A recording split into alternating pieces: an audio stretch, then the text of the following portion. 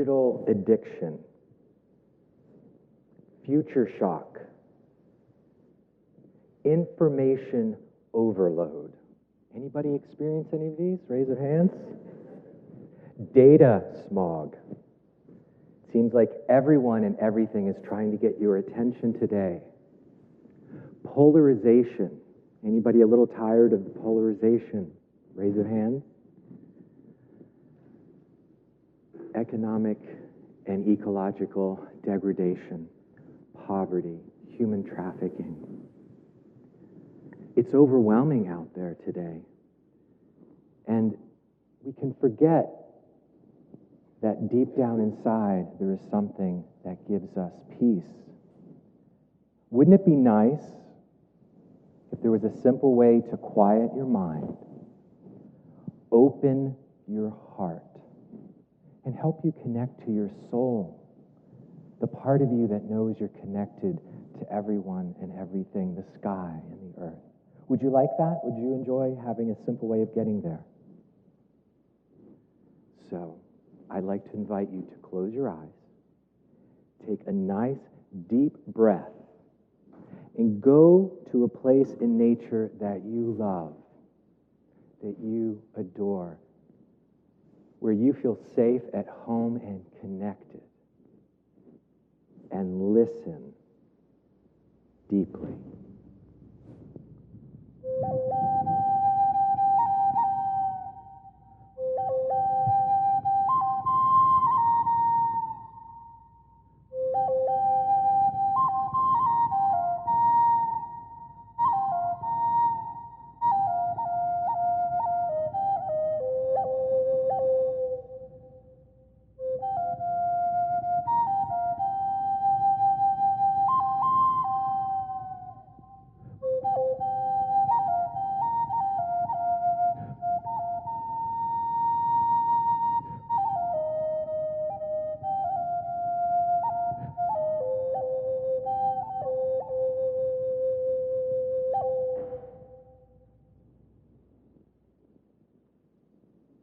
And I want you to notice how differently you feel in your body.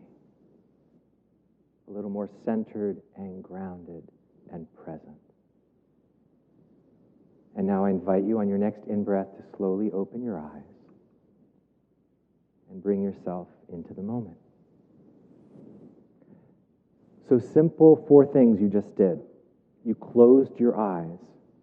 Closing your eyes reduces brain activity by 2/3.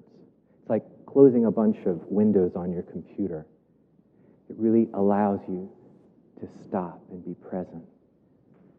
You took a deep breath, and we know deep breathing reduces respiration, which reduces blood flow, heart rate, and blood pressure. You went to a place in nature, and we know today, just like creativity is inherently healing, immersing yourself in the natural world is inherently healing. You've heard the word forest bath? Anybody here been taking forest baths lately? Doesn't mean rolling around in the leaves. Perhaps to you it might, but it's really just immersing yourself in nature. So you went to a place in nature. And you were serenaded for a 4-time Grammy-nominated musician. I really love sharing my first love music around the world. And some event planners have a hard time describing what I do. And so one very creative event planner who introduced me recently said, Dr. DeMaria cures over 250,000 people a week with a stick. I was very honored and humbled that he actually found out that, yes, my music is heard over 250,000 times around the world every week, and I'm deeply, deeply honored by that. What I also found that was beautiful about it is it's heard in Russia, in China, in Vietnam, and Bulgaria, and Australia. And people who don't even speak English can hear my heart and my soul through my music. Because music has the power to cut across all national barriers, all ethnic barriers, all gender barriers, and it unites us and connects us. A recent study in Italy just demonstrated that actually an audience's heart rate will synchronize with the music, the entire audience. It connects us like nothing else. It doesn't matter your party affiliation or your national affiliation, it connects us. Music heals. Music is medicine for the soul. But I also have a confession to make. I'm a musaholic. Any musaholics out there? I started with the soft stuff, piano, went on to drums and percussion at 9, and then I'm embarrassed to say in college I got into synthesizers.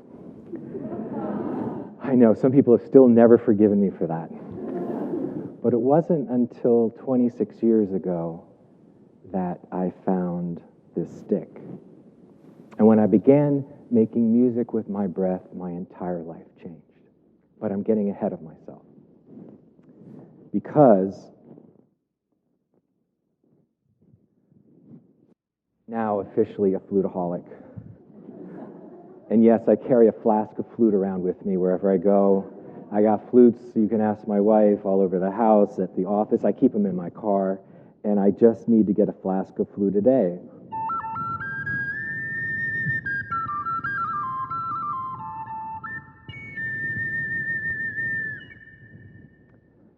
But it wasn't always so easy. I had a number of injuries when I was a child. And one in particular, one at the age of 7, I had on my abdomen. I had over 200 stitches inside and outside of my abdomen, right where you breathe. And afterwards, it hurt to breathe. It hurt to walk. I felt disconnected from my body, my family. I felt like my life was like a movie. I felt disconnected. I found myself going into the living room where we had a piano, our little spinet piano, and I found myself quite spontaneously, I would close my eyes, take a deep breath, hover my hand around the keys like a magician, hit one key and hear that sound arise out of nothing. And then I love listening to it dissipate off into silence again. And then I do it over and over and over again. And I found that it brought me peace. It quieted my mind. It opened my heart. It felt me connected to the body again. My parents just thought I was autistic. And I probably was on the spectrum. I didn't talk till I was almost 3. I was painfully shy, highly sensitive, and deeply empathic. But I found at a very young age somehow I was doing this form of sound healing, using sound and music for a sense of healing. Because music affects us like nothing else, and I learned that very early at that age. In fact, I like to say music is sound with a soul. Music is sound with a soul. But how did hitting that one note on the piano lead to this stick, these sticks? So because of my childhood trauma, I was called to work with children who'd been abused and neglected. And for 8 years, I worked as a child protection team psychologist right here in Santa Rosa and Escambia County. During that time, I was involved with over 2,000 cases of child abuse and neglect. I testified in over 100 cases of child abuse and neglect. And in addition to that, I was actually put on the state legislative task force for child abuse and neglect. And I felt like I was making a difference. But day in and day out, week in and week out, hearing these cases and being involved in these cases started to take its toll. And then one day, the facade of Dr. DeMaria, the competent expert witness, fell away. I was asked to evaluate whether or not this man was abusing some children. I did my evaluation and did everything I could. And have you ever had a situation where you felt something in your heart but you couldn't prove it? Well, that's how I felt, but I couldn't give the authorities anything to go on to put this man into our custody, and I couldn't give them anything to remove these children. Shortly thereafter, he took 2 of these children out into the woods, 6 and 8, raped them, slit their throats. One of them died. One survived. I was devastated. I was shattered. And I didn't know how I was going to go on, because neither my traditional religious upbringing nor the science of psychology prepared me for, helped me deal with that trauma.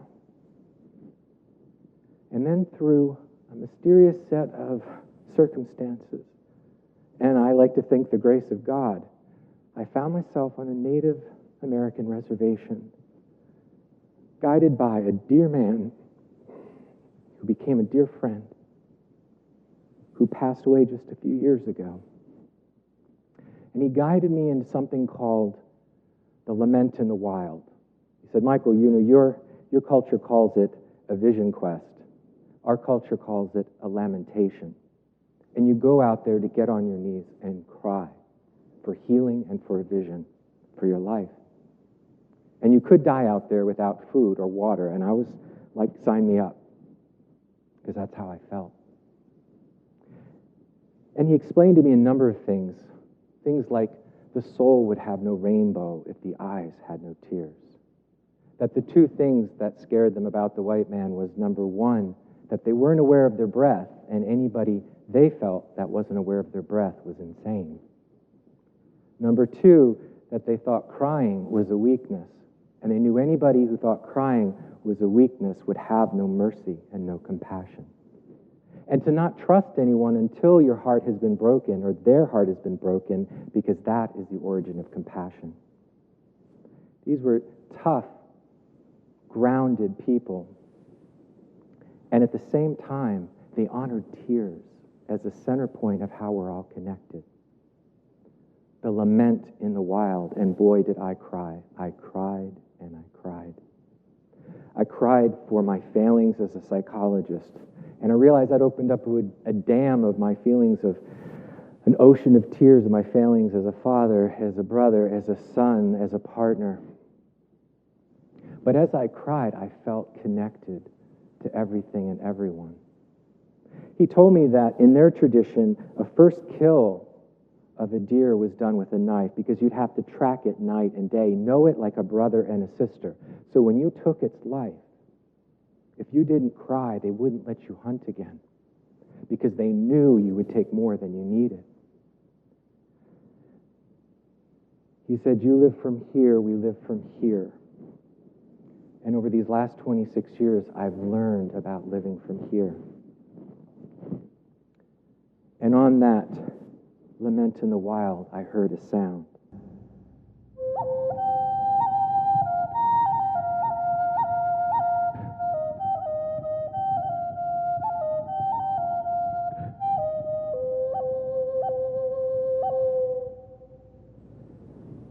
And it was like hearing an old friend.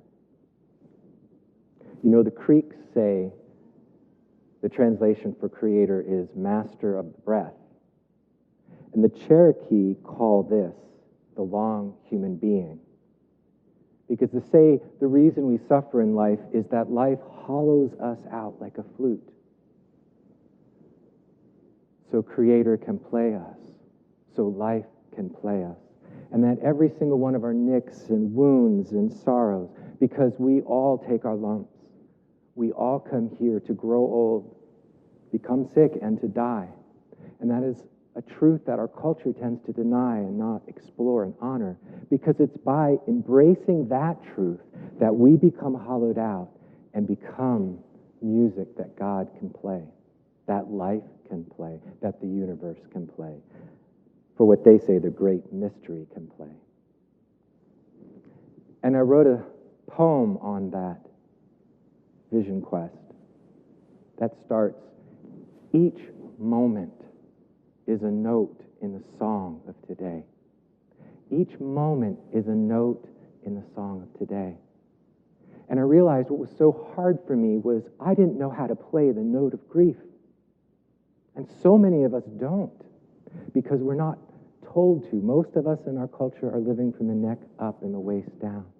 But when we learn to play all the notes, all of our feelings, to feel and express,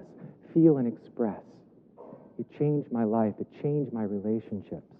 And it's my ardent belief and my deep sense of deep knowing inside that music not only heals us individually, it can heal our families, it can heal our communities, and it can heal our world. And I know it can also heal you.